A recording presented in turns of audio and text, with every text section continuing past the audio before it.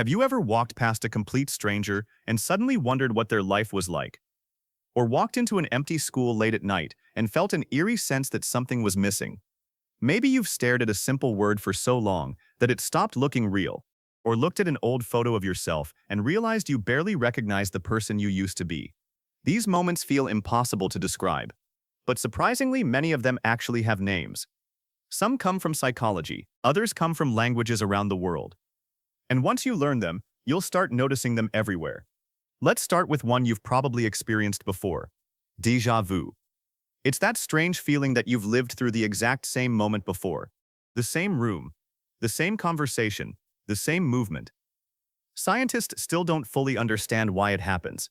But one popular theory suggests it's caused by a tiny delay between different memory systems in your brain. For a split second, your brain mistakes the present for a memory, making a completely new experience feel strangely familiar. Now imagine the exact opposite. You're looking at something you've seen thousands of times, maybe your own signature, your favorite word, or even your own face in the mirror. You stare at it for a little too long, and suddenly it feels unfamiliar, almost fake, as if you've never seen it before.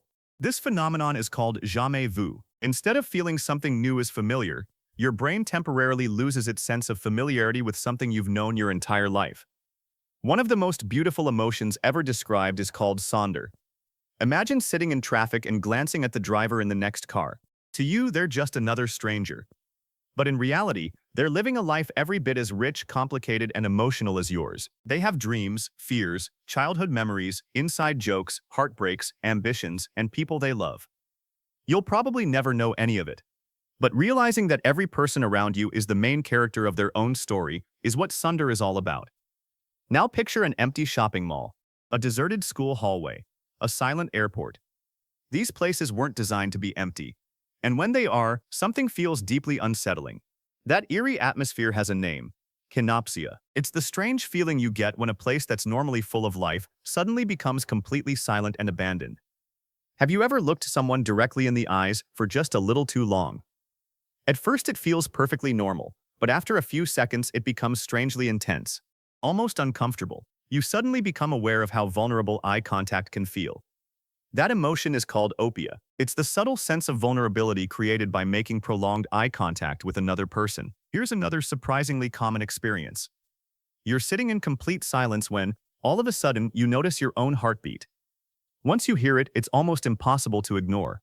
Every beat feels louder than the last, and your entire attention shifts inward.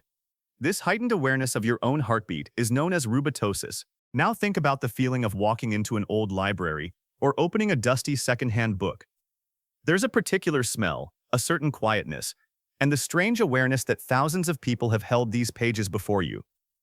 That nostalgic atmosphere is called velliker. It's the emotional pull of old books, forgotten stories, and the countless lives hidden inside them. Some feelings are much harder to explain. Have you ever felt like everyone else somehow understands how life works, except you? Like you're always just a little out of place. Not because you're doing anything wrong, but because you never quite fit wherever you are. That quiet sense of not belonging has been described as monocopsis.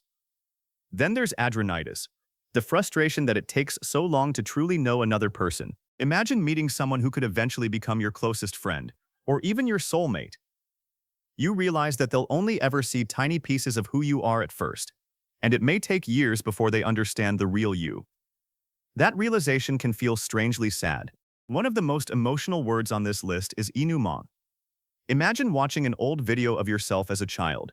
The person in that video has no idea what's about to happen in their life. They don't know who they'll become, who they'll lose, what they'll accomplish, or what they'll learn. But you do.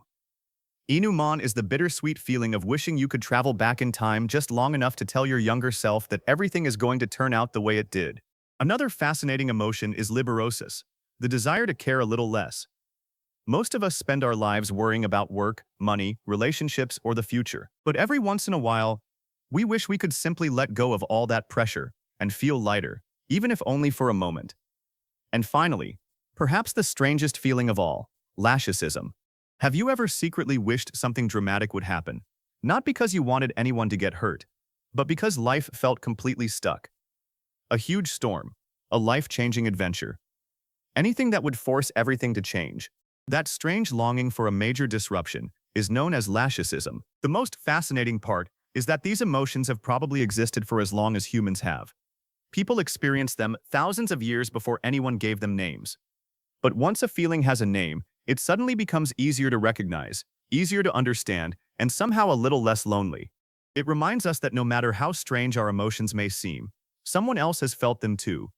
And somewhere in the world, someone cared enough to give that feeling a name. So tell me, how many of these feelings have you ever experienced?